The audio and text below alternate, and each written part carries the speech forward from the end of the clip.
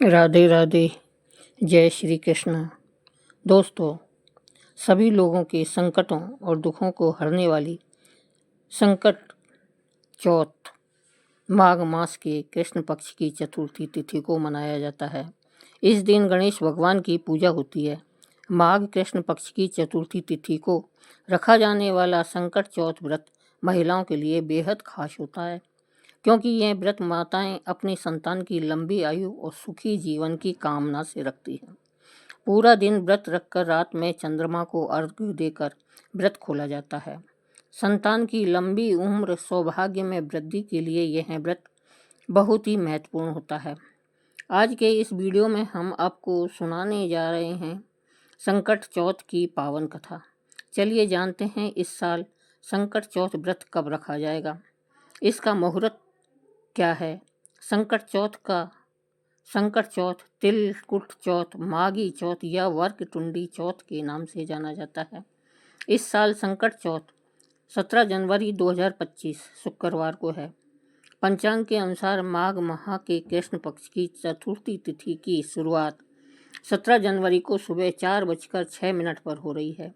वहीं इस तिथि का समापन 18 जनवरी को सुबह 5:30 पर होगा। ऐसे में 17 जनवरी को संकट चौथ का व्रत किया जाएगा। साल 2025 में संकट चौथ पर चंद्रोदय का समय रात 9:09 पर होगा। पंचांग के अनुसार संकट चौथ के दिन सुबह 5:34 से 6:21 तक ब्रह्म मुहूर्त रहेगा। वहीं सुबह 8:34 से लेकर सुबह 9:53 तक लाभ मुहूर्त रहेगा। सुबह 9:53 से 11:12 तक अमृत मुहूर्त रहेगा। इन शुभ मुहूर्तों में पूजा करना शुभ माना गया है। पूजा पाठ करने के लिए या कुछ खास उपायों के लिए भी विघ्नहर्ता भगवान गणेश जी से अपनी कोई मनोकामना पूर्ति की प्रार्थना के लिए अभिजीत मुहूर्त और अमृत काल का जो समय है वह बहुत ही उत्तम है।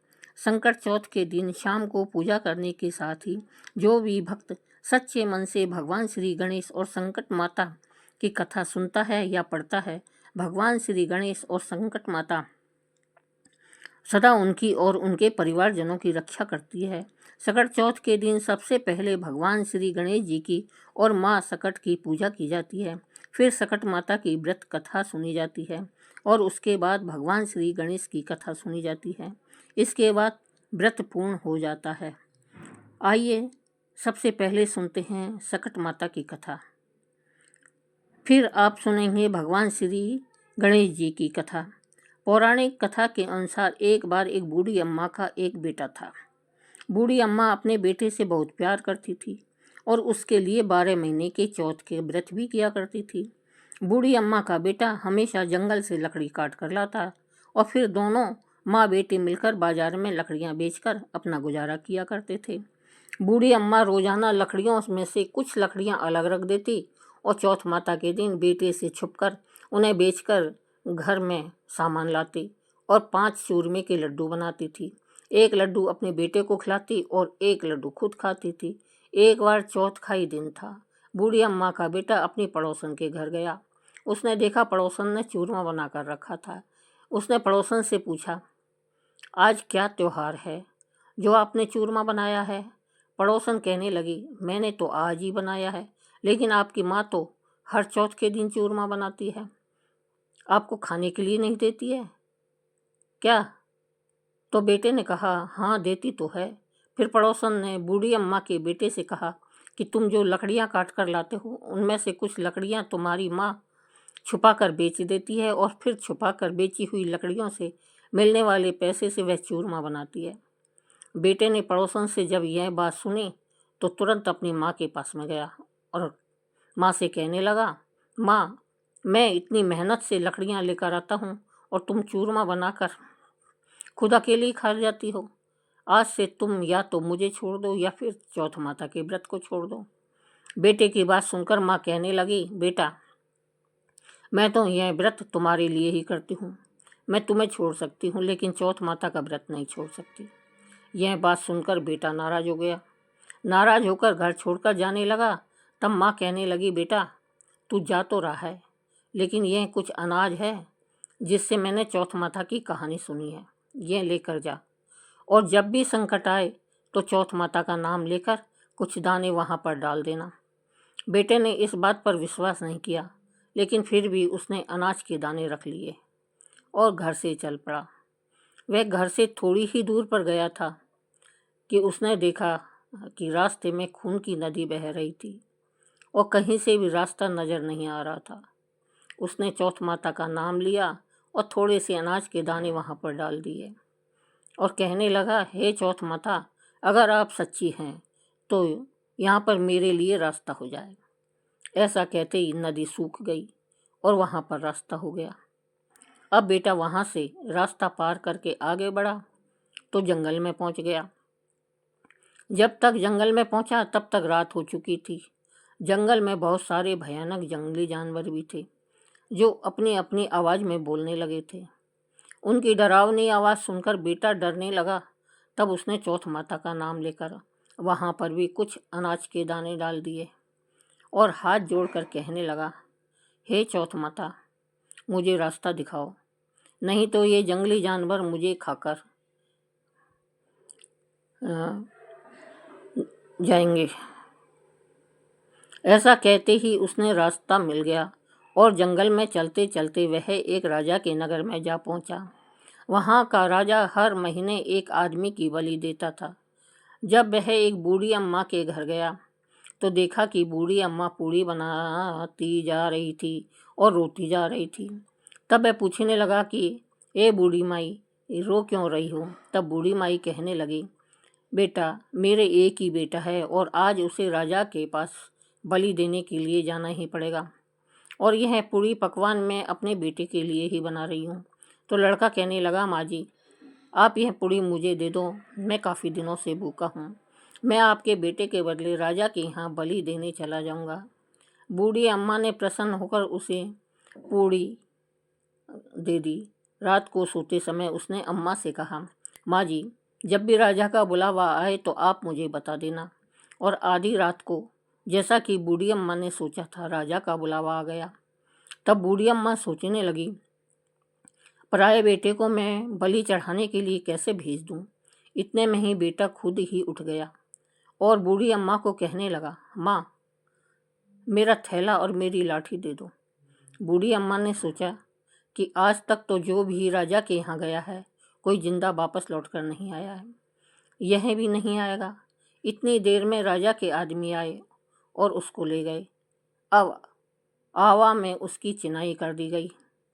अब हर बार की तरह जैसे चौथ माता ने उसे सारे संकटों से बचाया था, फिर उसने चौथ माता का ध्यान करते हुए कहा, हे चौथ माता, आपने पहले भी 2 संकट टाले हैं, तो यह संकट भी जरूर दूर कर देना। थोड़ी देर में आवा पककर तैयार हो गया। 2-3 दिन बाद आवा के पास ही कुछ बच्चे खेल रहे थे। उन्होंने आवा पर पत्थर मारा तो उसमें से आवाज़ आने लगी। बच्चे भागे भागे राजा के पास जाकर कहने लगे कि राजा जी, आवा पक गया है। अब राजा सोचने लगा कि पहले तो 6 महीने में आवा पका करता था, अब 3 दिन में ही आवा कैसे पक गया? राजा को विश्वास नहीं हुआ, बल्कि उसे हैरानी होने लगी। फिर भी उसने अपने नौकरों को भेजा। नौकर जब आवा के पास पहुँचे तो उन्होंने वहाँ जाकर देखा कि वहाँ पर तो सोने चांदी के कलश ही कलश रखे हुए हैं।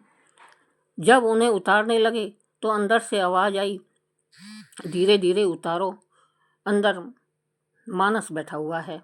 राजा के आदमी कहने लगे, इसमें तो कोई भी नहीं बोलता था, आज पहली बार इस आवे में से कौन बोलने लगा है? कोई भूत बोलने लगा क्या? आवा के अंदर जाकर देखा तो उसमें तो अनाज उगा हुआ था। राजा के नौकर महल में पहुंचे और राजा को सारी बात बता दी। अब राजा ने सोचा, मुझे खुद ही चलकर देखना पड़ेगा कि आखिर सच्चाई क्या है।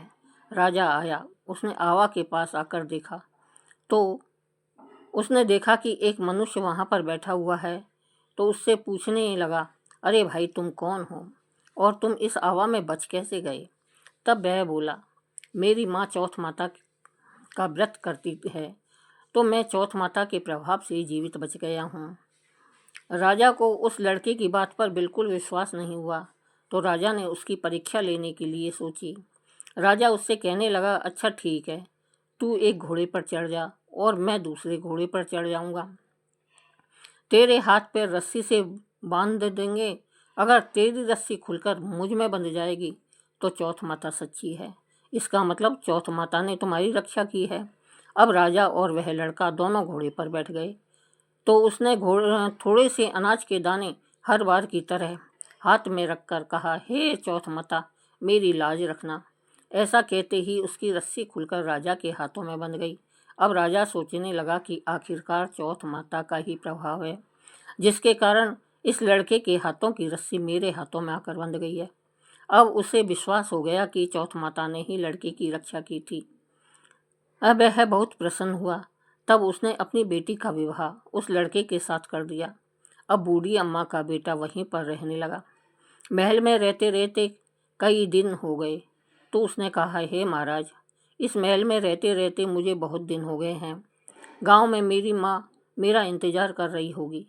मुझे मेरे गांव की और मेरी माँ की भी याद आ रही है। हे महाराज, मैं अब अपने गांव जाना चाहता हूँ। राजा ने जब यह बात सुनी तो राजा ने उसे आज्ञा दे दी। साथ ही ढेर सारा धन देकर उन्हें विदा कर दिया। दूसरी तरफ बूढ़ी अम्मा जब लकड़ियाँ काटती तो उनसे कटती नहीं थी, क्योंकि वह तो बहुत कमज़ोर हो गई थी। इसलिए वह गोबर को चुनकर उसे सुखाकर उसे ही बेचकर अपना गुजारा कर रही थी। पड़ोसन ने उनके बहू और बेटे को आता देखा तो दौड़ी दौड़ी आई। बूढ़ी अम्मा से कहने लगी, अरे माई, तेरे तो बहू बेटा आ रहे हैं और अपने साथ बहुत सारा धन भी लाए हैं। बूढ़ी अम्मा ने जब सुना तो कहने लगी, अरे बेटा, कम से कम तू मेरे साथ ऐसा मजाक मत कर। मेरा एक ही बेटा था जिसे तूने सिखा बुझा कर भेज दिया। बूढ़ी माँ का मन दुख से भर उठा। उसने अपने बेटे की बहुत याद आने लगी। फिर भी जब बूढ़ी माँ का मन नहीं माना तो छत के ऊपर चढ़कर देखने लगी। जब उन्होंने देखा तो सच में ही उसके बहू बेटे आ रहे थे। बूढ़ी अम्मा इतना प्रसन्न हुई कि मारी खुशी की उनके तो पैर ही जमीन पर नहीं पड़ रहे थे। जब बहू बेटे दरवाजे पर आए तो बूढ़ी अम्मा ने उनकी आरती उतारी, उन्हें भर भर कर आशीर्वाद दिया। बूढ़ी अम्मा ने भी अपने बेटे को माफ़ कर दिया था। तब बेटा कहने लगा, माँ, मैं चौथ माता के प्रभाव से ही बच पाया हूँ। और फिर इसके बाद तो सभी गांवों के लोगों ने मिलकर सकट चौथ का व्रत रखना शुरू कर दिया। हे सकट माता, जैसे बूढ़ी अम्मा के बेटे को का संकट दूर किया, वैसे ही इस कथा को कहने, सुनने और हुंकारा भरने वाले सभी के संकट को दूर करना।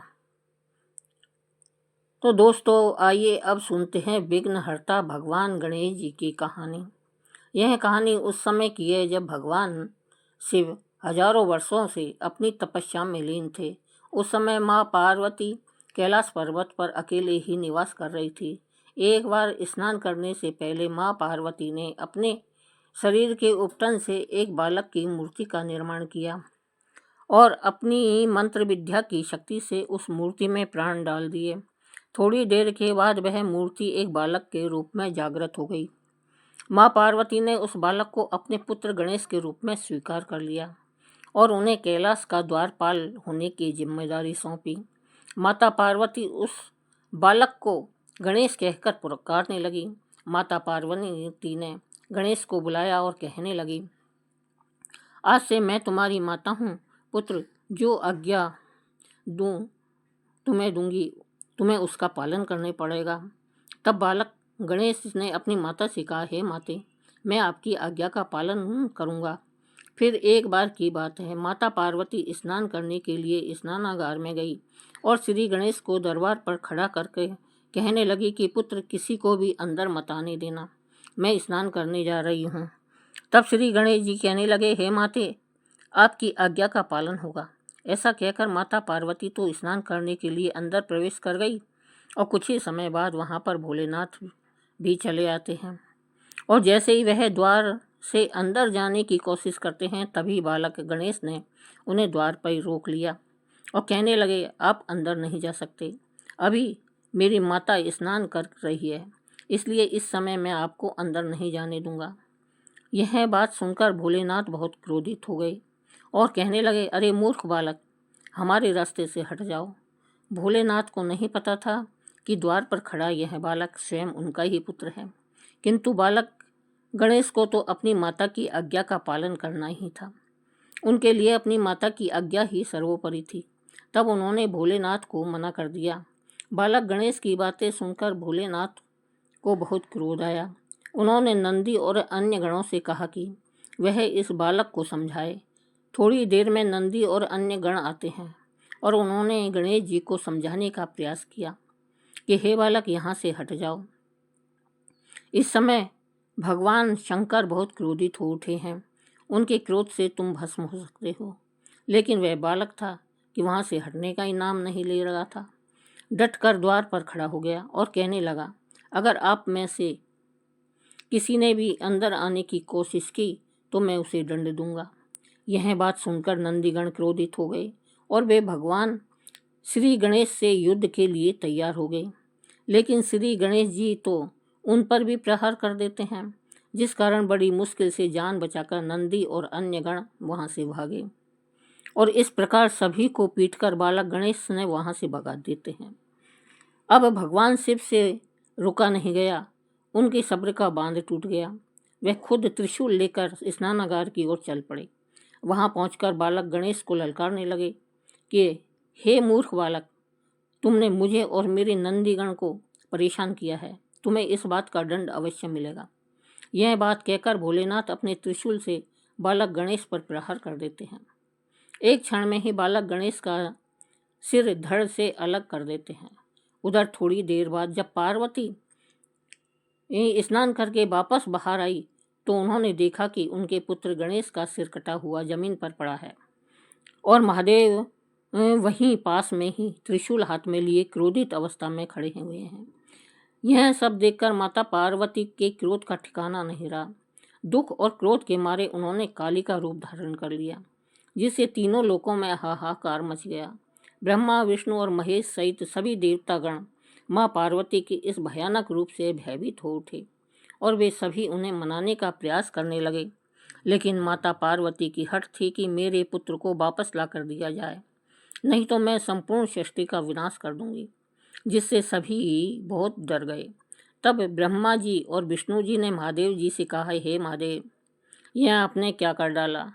हे महादेव, आपने तो पार्वती के पुत्र यानी कि अपने ही पुत्र को मृत्यु का दंड दे डाला। यह सब जानकर महादेव को अपनी गलती का पश्चाताप हुआ और वे माता पार्वती से क्षमा मांगने लगे। कहने लगे, हे देवी, मुझे क्षमा कर दो। अब यह मस्तक तो मैं वापस नहीं जोड़ सकता, लेकिन किसी पशु का मस्तक यदि मिल जाए तो मैं उसे जोड़कर पुनः बालक गणेश को जीवन दान दे सकता हूँ। तब ब्रह्मा जी ने सुझाव दिया कि पूर्व दिशा में जाकर जो माँ अपने बच्चे की तरह से पीठ करके लेटी हो, उस बच्चे का सिर काट कर ले आओ। तब ऐसे किसी प्राणी की खोज की गई। रास्ते में सबसे पहले एक नन्हा हाथी दिखाई दिया, जिसकी माँ उसकी तरफ पीठ करके लेटी हुई थी। तब नन्हे हाथी का सिर काटकर भगवान गणेश के शरीर पर लगाया गया। भगवान शिव की कृपा से बालक गणेश पुनः जीवित हो उठे। तब माता पार्वती और अन्य सभी देवताओं और ब्रह्मा, विष्णु, महेश सहित सभी बालक गणेश का आशीर्वाद प्रदान करते हैं, उन्हें अनेक प्रकार की शक्तियां प्रदान करते हैं। इस प्रकार भगवान गणेश जी का जन्म और उनके सिर पर गज का मस्तक विराजमान हुआ। इस तरह माता पार्वती के पुत्र पर आया संकट दूर हो गया, उनके पुत्र की रक्षा हो पाई। बोलिए गणेश जी भगवान की जय। तो दोस्तों, हमारी कहानी पसंद आई हो तो कहानी को लाइक करें और चैनल को सब्सक्राइब करें। धन्यवाद।